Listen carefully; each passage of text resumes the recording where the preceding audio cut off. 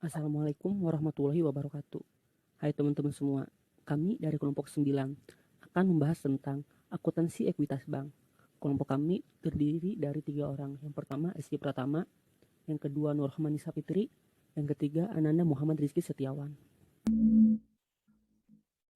Pada bab ini, kelompok kami akan membahas tentang yang pertama pengertian ekuitas, yang kedua modal inti dan modal pelengkap, yang ketiga membukukan transaksi modal di setor yang meliputi penjualan saham, pemesanan saham, dan pembelian kembali saham.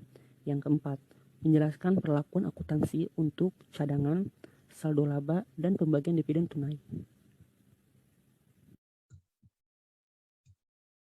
Pengertian ekuitas merupakan dana yang diinvestasikan oleh pemilik dalam rangka mendirikan badan usaha untuk membiayai kegiatan usaha bank dan untuk memenuhi regulasi pemerintah. Berdasarkan PSAK, pos-pos yang termasuk dalam komponen modal antara lain A. Modal disetor, B. Tambahan modal disetor yang terdiri dari aigo, sumbangan, dan selisih kurs, C. Selisih penilaian kembali aktiva tetap, D. Laba atau rugi yang belum direalisasi, E. Pendapatan komprehensif lainnya, F. Saldo laba yang terdiri dari cadangan, laba atau rugi tahun lalu, dan laba atau rugi tahun yang berjalan. Modal inti.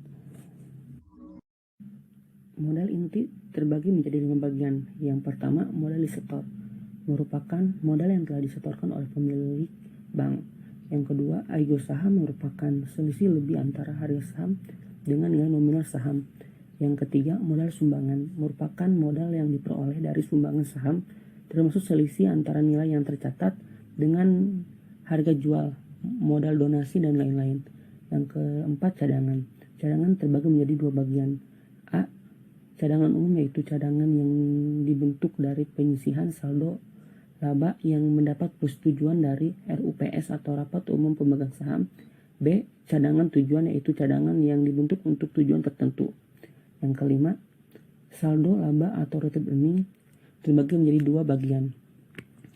A. Laba atau rugi tahun lalu, yaitu laba tahun lalu yang tidak dibagikan akan tetapi digunakan untuk antisipasi bila ada kerugian di masa mendatang. Yang B. Laba atau rugi tahun berjalan, yaitu laba atau rugi tahun berjalan setelah dikurangi pajak. Modal pelengkap. Modal pelengkap terbagi menjadi 3 bagian. Yang pertama, cadangan revaluasi aktiva tetap, merupakan cadangan yang dibentuk karena adanya selisih penilaian kembali aktiva tetap. Yang kedua, penyisihan kerugian aktiva produktif, merupakan penyisihan kerugian yang diperhitungkan atas aktiva tetap produktif yang dimiliki oleh bank. Yang ketiga, modal pinjaman atau modal kuasi, merupakan modal yang didukung oleh instrumen atau warakat yang memiliki sifat seperti modal. Adalah modal yang telah efektif diterima oleh bank sebesar nilai nominal saham. Nah, penambahan atau pengurangan modal yang disetor ini dicatat sebesar jumlah uang yang diterima, nilai wajar aktiva non-kas yang diterima, dan besarnya utang yang dikonversi menjadi modal. Pada akuntansi modal disetor ini, saya akan menjelaskan tentang penjualan saham, pemesanan saham, dan juga pembelian kembali saham yang telah beredar. Saham dilakukan oleh bank dalam rangka untuk mendapatkan modal. Penjualan saham dilakukan dengan kurs saham di atas atau di bawah nilai nominal dan akan berpengaruh pada agio dan disagio. Nah, sebagai contoh, pada tanggal 2 Januari 2021, Bank Anta didirikan dengan modal awal, uang tunai 50 miliar, tanah 10 miliar, gedung 5 miliar, kendaraan 2 miliar, dan juga inventaris kantor 3 miliar. Nah, modal awal ini diakui sebagai saham dengan nilai nominal 10.000 per lembar. Lalu pada tanggal 10 Januari 2021, PT Bank Anta menjual saham biasa kembali sebesar 1 juta lembar dengan nominal 10.000 juga dengan kurs 95. Nah, untuk penjurnalannya akan saya jelaskan di slide selanjutnya. Untuk jurnalnya sendiri, pada tanggal 2 Januari 2021, kas tanah, gedung, kendaraan, dan inventaris kantor masuk ke debit, dan untuk dikreditnya sendiri ada modal disetor. Nah, untuk pada 10 Januari, karena kurs yang digunakan lebih rendah daripada nilai nominalnya, maka terjadi disagio saham sebesar 500 juta. Lalu karena pembayaran diterima secara tunai, di debitnya juga akan ada kas sebesar 9 miliar 500 juta, lalu di kredit modal disetor sebanyak 10 miliar. Pemesanan saham merupakan transaksi penjualan saham yang dilakukan atas dasar pesanan. Bank menjual saham karena pihak pembeli telah memesan saham bank, dan transaksi atas pemesanan saham akan dicatat dalam modal saham yang dipesan sebesar nilai nominal yang dikalikan dengan jumlah lembar saham yang dijual.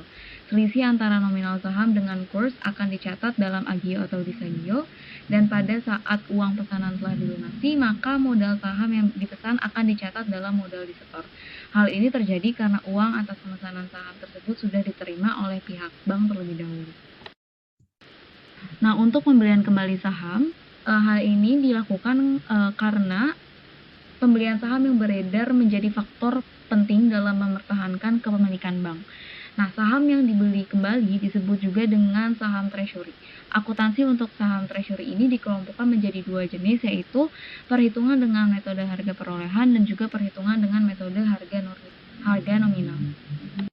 Dengan metode harga perolehan, pada saat emisi saham, modal saham dicatat sebesar jumlah lembar saham dikali dengan harga nominal saham atau per lembarnya, dan selisihnya akan dicatat dalam agio dan disagio saham. Pada saat pembelian kembali dihitung dengan harga beli dikali dengan jumlah lembar saham dan dicatat dalam saham treasury.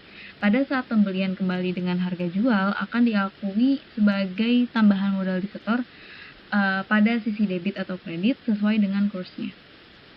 Perhitungan dengan metode harga nominal, pada saat emisi saham, modal saham dicatat atas dasar jumlah lembar saham dikali dengan nilai nominal. Nah, pada saat pembelian kembali saham yang dibeli tersebut dicatat sebagai saham treasury, lalu selisih harga nominal dengan harga beli dicatat dalam agio dan disagio saham. Selanjutnya, akuntansi saldo laba. Akuntansi saldo laba merupakan pencatatan yang terkait dengan saldo laba bank yang dimiliki oleh suatu bank. Beberapa peristiwa yang terkait dengan pencatatan saldo laba antara lain adalah adanya laba rugi pada tahun berjalan dan pembagian atas laba bank. Laba pada tahun berjalan dapat dipergunakan untuk menambah modal secara keseluruhan atau sebagian, dan yang sebagian keuntungan tersebut dibagikan dalam bentuk dividen kepada para pemegang saham. Keputusan pembagian dividen ini terletak pada rapat umum pemegang saham. Contoh soal akuntansi saldo laba. Di sini diasumsikan laba per 31 Desember 2005 ialah sebesar 2 miliar. Berdasarkan rapat umum pemegang saham, laba yang tidak dibagi sekedar 50% dari laba rugi tahun berjalan, dan sebesar 10% dibagikan dalam bentuk dividen. Maka saldo atau laba yang tidak dibagi dihitung sebesar 50% dikali 2 miliar, yaitu 1 miliar. Jurnal yang dibuat adalah sebagai berikut. Ikhtisar laba rugi bank pada saldo laba, yaitu sebesar 1 miliar. Yang terakhir, ada contoh soal dari pembagian dividen tunai. Di sini diasumsikan bahwa dividen yang akan dibagikan kepada para pemegang saham adalah sebesar 10% dari laba untuk periode 2005. Maka dividen yang dibagikan dihitung sebesar 10% dikali 2 miliar, yaitu sebesar 200 juta. Jurnal yang dibuat adalah sebagai berikut. Pada saat diumumkan, jurnalnya yaitu saldo laba pada utang dividen sebesar 200 juta. Pada saat pembayaran, jurnalnya yaitu utang dividen pada kas sebesar 200 juta, dan bila dividen dibagi dalam bentuk saham, maka jurnalnya yaitu saldo laba pada modal disetor sebesar 200 juta.